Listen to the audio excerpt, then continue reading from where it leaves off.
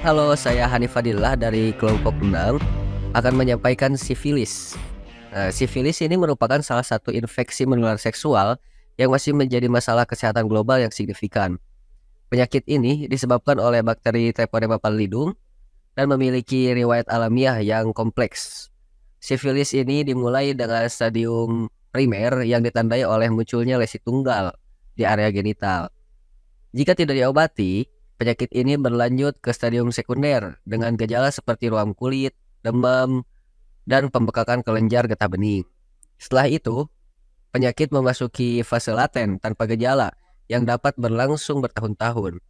Pada kasus yang tidak tertangani, sifilis dapat berkembang menjadi stadium tersier yang menyebabkan kerusakan serius pada organ-organ vital. Nah, penularan sifilis ini terutama terjadi melalui kontak langsung dengan lesi sifilis selama aktivitas seksual. Kelompok yang paling berisiko terinfeksi meliputi individu dengan banyak pasangan seksual, pekerja seks, dan pria yang berhubungan seks dengan pria.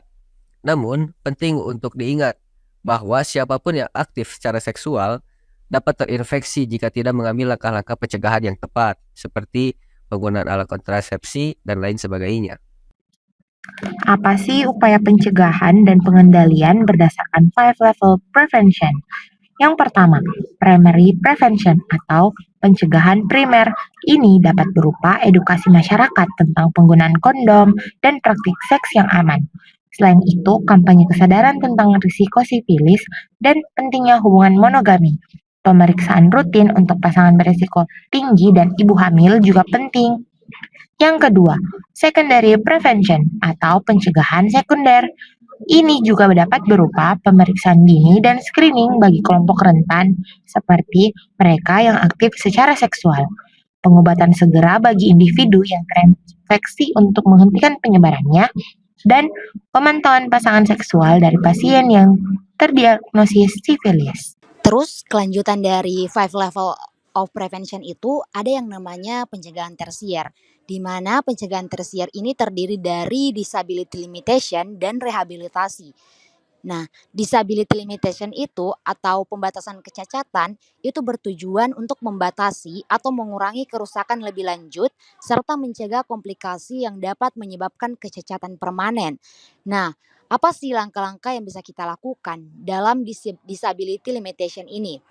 Terutama pada penyakit sifilis. Yang pertama itu adalah pengobatan antibiotik segera yang bertujuan untuk menghentikan perkembangan infeksi yang dapat menyebabkan kerusakan organ yang lebih lanjut. Kedua, pengelolaan komplikasi yang timbul.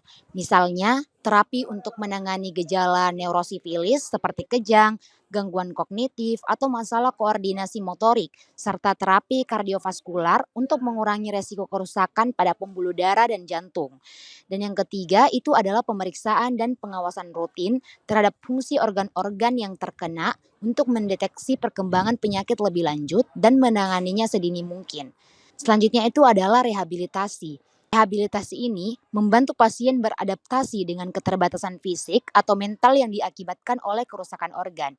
Nah, upaya rehabilitasi pada penyakit sifilis itu meliputi yang pertama itu adalah terapi fisik.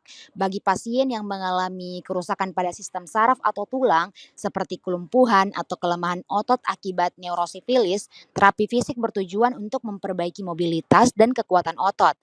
Yang selanjutnya adalah terapi okupasional, di mana ini membantu pasien beradaptasi dengan keterbatasan fungsional dalam kehidupan sehari-hari, terutama jika kecacatan tersebut mempengaruhi aktivitas dasar. Nah, rancangan program pencegahan dan pengendalian yang diusulkan yaitu Syphilis Free Generation 2030. Sasaran program yaitu yang pertama, kelompok usia 18-35 tahun aktif secara seksual. Yang kedua, ibu hamil dan pasangan mereka. Yang ketiga, petugas kesehatan di pusat layanan kesehatan primer. Alasan usulan program yang pertama yaitu edukasi berbasis komunitas dan digital dapat menjangkau generasi muda secara lebih efektif. Yang kedua, program ini akan fokus pada pemutusan rantai penularan melalui screening massal, konseling, dan intervensi dini yang terbukti dapat mengurangi angka kejadian sifilis secara signifikan.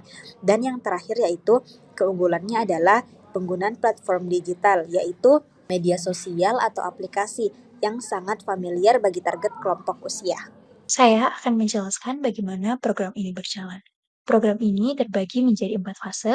Fase yang pertama yaitu edukasi dan kampanye digital. Kampanye di media sosial untuk meningkatkan kesadaran tentang bahaya sifilis, pentingnya deteksi dini dan cara pencegahannya. Influencer kesehatan dan komunitas lokal akan dilibatkan. Fase 2 yaitu screening gratis, menyediakan fasilitas screening sifilis gratis di puskesmas atau klinik swasta, terutama bagi kelompok usia produktif dan ibu hamil. Penggunaan aplikasi untuk mendaftar dan mendapatkan jadwal pemeriksaan akan mempermudah akses. Fase ketiga yaitu intervensi dini dan perawatan.